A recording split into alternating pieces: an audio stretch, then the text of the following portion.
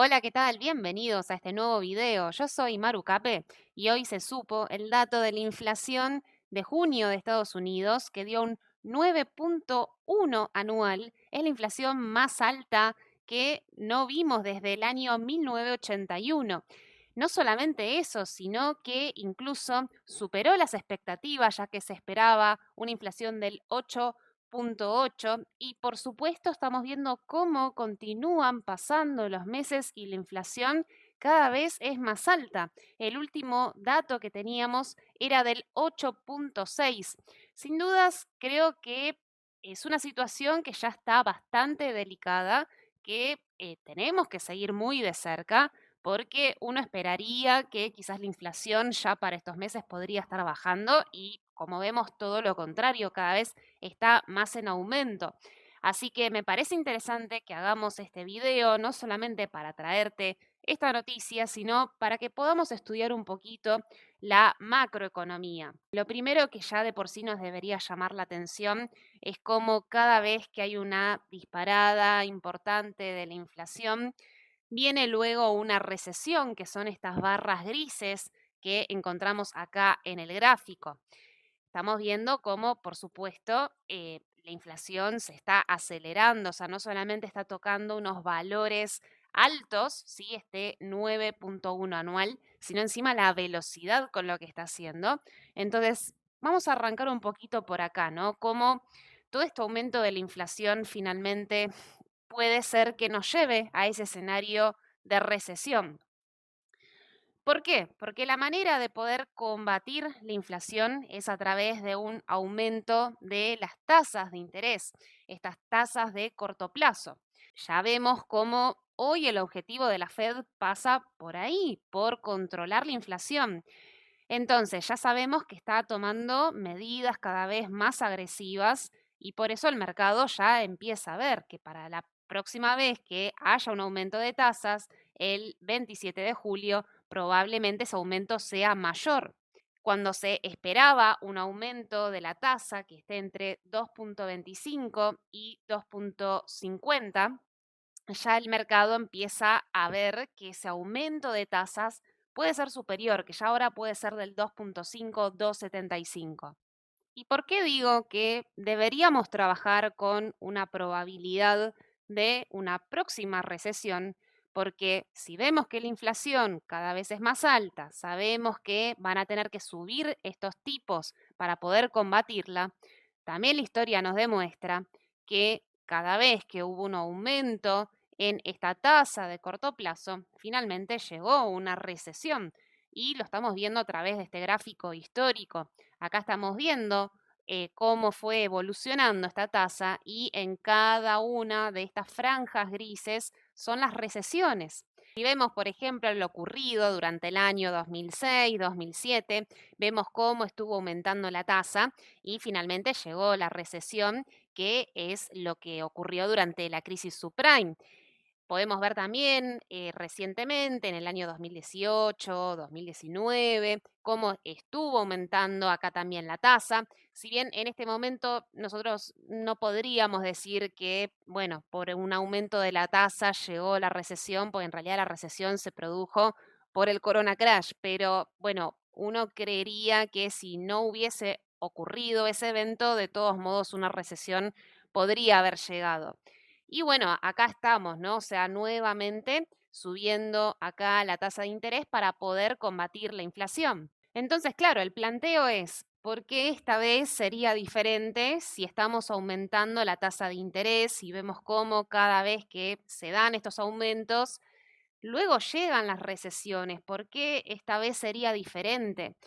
Y no solamente eso, sino que incluso estamos en una situación bastante más delicada respecto de la historia, porque, por ejemplo, si hacemos este gráfico comparativo, donde en color rojo estamos viendo a la inflación y en violeta estamos viendo la evolución de la tasa de interés de corto plazo, vemos cómo normalmente van bastante a la par ambos gráficos e incluso me atrevo a decir que en general la tasa suele estar por arriba de la inflación, o sea que normalmente suele haber una tasa positiva. Ahora, muy distinto es lo que está ocurriendo ahora. O sea, vemos cómo la inflación está completamente disparada, muy por arriba de la tasa de interés, como para que finalmente podamos lograr una tasa real positiva, una tasa que pudiese superar a la inflación. Vemos cómo hay una gran brecha, ¿no? Y cómo hay que subir esta tasa con mucha rapidez. Ahora bien, no sé tampoco hasta qué punto se puede subir tan rápido la tasa y convengamos también que no es lo mismo en aquel entonces que ahora. Por ejemplo, uno de los factores que cambió muchísimo es la deuda. No es la misma la deuda que teníamos en esta época del pasado con la deuda que tenemos hoy y esto podría tener un efecto con mucho impacto si se aumenta muchísimo la tasa de interés. Es increíble cómo durante esta última década tuvimos tasas tan bajas y cuando llegó el Corona Crash fue necesario bajarlas aún más porque es el método que normalmente tienen los bancos centrales para poder hacerle frente a las crisis. Y claro, también con todas estas políticas de expansión, ¿sí? Mucha liquidez, bueno, finalmente todo eso afecta a la inflación y lo que se le critica a la Fed es cuánto se demoró para poder quitar toda esa liquidez que estaba circulando, mientras se decía que la inflación era transitoria y como vemos, la inflación cada vez está aumentando más y más. Y cómo es necesario en este momento apurarnos a subir las tasas de interés cuando quizás se podría haber realizado ya desde el año pasado. Así que, como vemos, hay una situación muy delicada. Creo que como inversores deberíamos trabajar con esta posibilidad de recesión. Si bien ustedes saben que a mí mucho no me gusta predecir el futuro, qué es lo que puede pasar, y de hecho en mis análisis no venía siendo tan crítica con lo que es la economía, venía siendo crítica bajo otros aspectos que eran las valoraciones muy altas que estaban teniendo las empresas y lo muy alto que había quedado el ciclo emocional, mucho optimismo, mucha euforia y desde luego todo el análisis técnico que vengo compartiendo, que todo iba indicándome que estábamos en una zona de techo. No obstante, con la economía venía trabajando más con una posibilidad de desaceleración y no necesariamente de recesión, pero sí al día de hoy ya es algo que empiezo a ver como algo mucho más probable. Al principio, la verdad que me llamaba mucho la atención cómo el mercado se anticipaba tanto en decir va a llegar la recesión, desde cuándo el mercado anuncia algo así con bombos y platillos, pero creo que ya estamos en una situación donde hay que ir ya pensándolo y tomarlo muy en cuenta al momento de las decisiones de inversión que vamos a tomar. Incluso uno de los factores quizás más positivos que estaba viendo era que la curva de rendimientos venía siendo positiva y hoy ya no me está gustando tanto por lo que vamos a ver a continuación. La curva de rendimientos a grandes rasgos es esta tasa que van teniendo los bonos de Estados Unidos en los cuales se esperaría que el comportamiento normal sea como el gráfico que vemos acá a la derecha, es una pendiente positiva.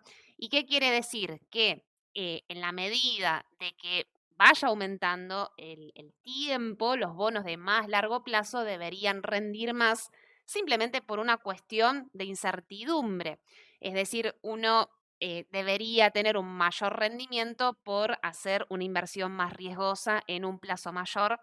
Por este motivo, a grandes rasgos, la curva tiene este tipo de forma y cuando la curva es positiva nos habla de una economía que está sana, pero no siempre es así. Muchas veces esta curva puede llegar a invertirse. Cuando la curva se invierte, es decir, cuando el tramo más corto presenta tasas más altas que el tramo más largo, normalmente indicó que una recesión podría estar cerca.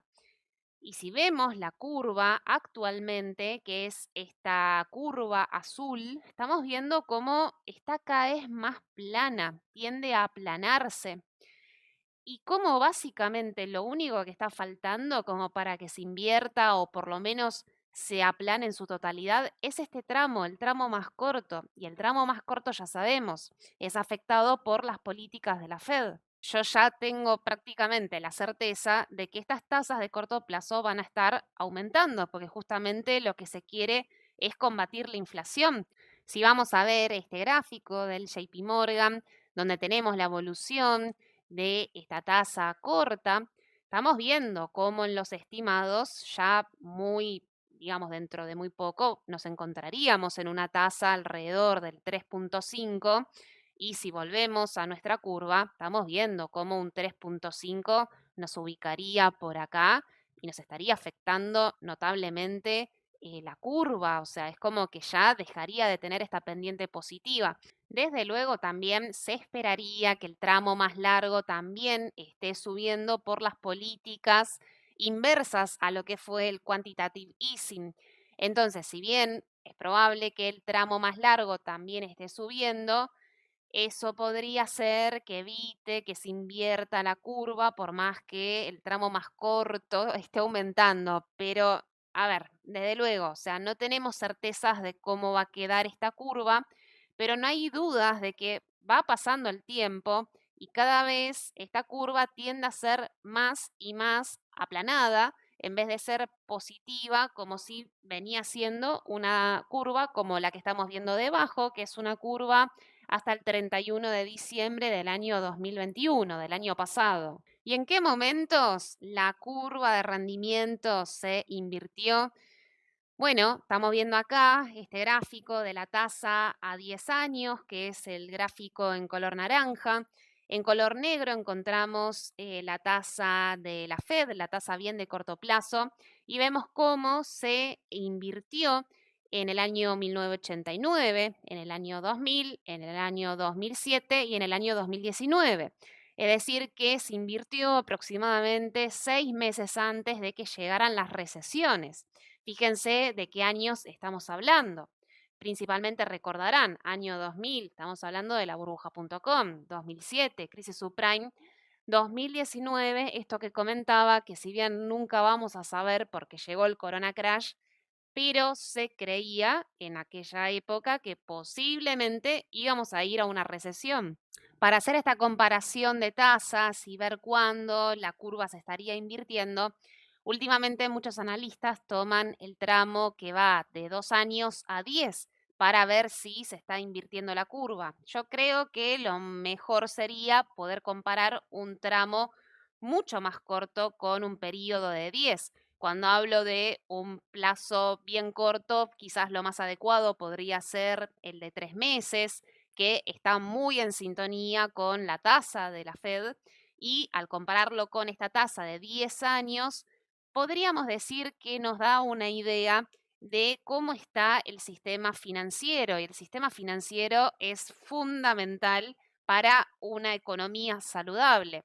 Entendamos que si hablamos de un plazo bien cortito, estamos hablando de la tasa que paga un banco por los depósitos que recibe, y en un plazo más largo, un plazo de 10 años, es donde está la tasa al cual otorga un préstamo a algún cliente, una persona o una institución. Entonces, se supone que el banco se va a ver incentivado siempre que pueda lograr una ganancia, es decir, tomar dinero a una tasa menor a la cual después va a estar prestando. Si la curva se invierte, es decir, que la tasa de más corto plazo es mayor a la de largo, el banco no va a estar incentivado a dar préstamos porque no podría lograr una ganancia. Y si el banco no se ve incentivado a dar préstamos, creo que no hay dudas de que eso va a afectar negativamente a la economía. Y lo que les voy a mostrar ahora es cómo se ve una curva invertida. Y acá vemos el ejemplo a la izquierda de lo que fue el año 2006, es decir, antes de la crisis subprime. Vemos cómo el tramo más corto estuvo subiendo y llegó a superar el tramo más largo, y cómo en el 2019 ocurrió esto que les mencionaba. Curiosamente, fue antes de la recesión generada por los confinamientos del Corona Crash, y vemos cómo el tramo más cortito que vemos acá, el tramo de 1 mes y el tramo de 3 meses, estuvo por arriba del tramo más largo. Así que así es como se vería una curva que está invertida. Lo siguiente que quiero compartir es la evolución del empleo, porque si bien sabemos que los últimos datos que están llegando son positivos, sería importante hacer la siguiente aclaración para que no nos confunda, porque uno diría, bueno, digamos, si el empleo está bien, ¿por qué vamos a estar en una recesión? Y en realidad, antes de las recesiones es cuando alcanzamos el pleno empleo y durante la recesión es cuando empezamos a ver que el desempleo aumenta. Acá también en este gráfico de la tasa del desempleo estábamos viendo cómo baja, ¿sí? Antes de las recesiones y cómo la disparada se da durante la recesión. También acá las recesiones son estas franjas en color gris.